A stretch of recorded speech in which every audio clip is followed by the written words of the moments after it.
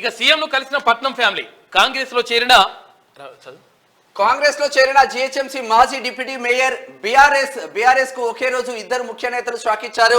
ఆ party senior leader MLC పట్నం మహేందర్ రెడ్డి, ఆయన భార్య వికారాబాద్ జెడ్పీ చైర్పర్సన్ సునీత గురువారం సీఎం రేవంత్ రెడ్డిని కలిశారు. వీరు త్వరలోనే కాంగ్రెస్ లో చేరుతారనే చర్చ జరుగుతుంది. పాత బస్తీకి చెందిన బీఆర్ఎస్ లీడర్ జిహెచ్ఎంసీ మాజీ డిప్యూటీ మేయర్ బాబా ఫసియుద్దీన్ కాంగ్రెస్ పార్టీ రాష్ట్ర వ్యవహారాల ఇన్ఛార్జ్ దీపాదాస్ మున్సి సమక్షంలో కాంగ్రెస్ లో చేరారు. బోరబండ ఈయనకు ఇది జూబ్లీహిల్స్ కాన్స్టిట్యున్సీ కిందకి వస్తుంది. బోరబండ డివిజన్ జూబ్లీహిల్స్ నియోజకవర్గ ఎమ్మెల్యే. మరి ఎమ్మెల్యేకు ఈయనకు మాత్రం పడట్లేదు. మాగంటి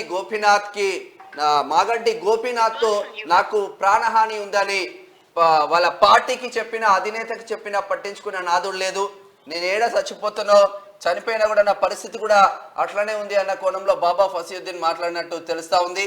దీంతో రాష్ట్ర పార్టీ అధినేత పట్టించుకోకపోవడం ద్వారా కాంగ్రెస్ లో జాయిన్ అయినా అని చెప్తున్న బాబా ఫసియుద్దీన్ అని చెప్పుకోవచ్చు. సరే, ప్రయత్నం చేద్దాం. ఇప్పుడు ఇందాక ఒకసారి చూస్తున్నాము అంటే బిజీ ఉన్నట్టున్నారు సునీత మహేందర్ రెడ్డి గారు కానీ లేకపోతే మహేందర్ రెడ్డి గారిని కానీ ఏమన్నా. Hello madam, good morning madam. నేను సుదర్శన్ కేలూస్ నుంచి మేడం. లైవ్లో ఉన్నారు ఇప్పుడు మీరు. అదే నిన్న ముఖ్యమంత్రి గారు వెళ్ళి కలిసిన తర్వాత అంటే బయట చర్చ జరుగుతుంది, కాంగ్రెస్ పార్టీకి వస్తారు అని చెప్పేసి ఏమంటారు మేడం?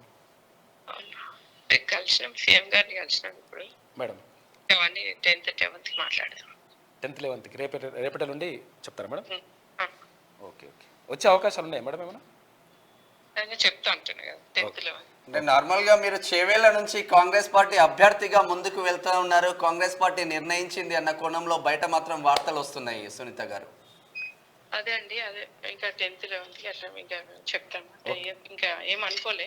ఓకే ఓకే అండి, థ్యాంక్ యూ మేడం. చెప్పండి. జస్ట్ సీఎం గారిని కలవడానికి వెళ్ళినాం. Okay thank you madam. Thank you.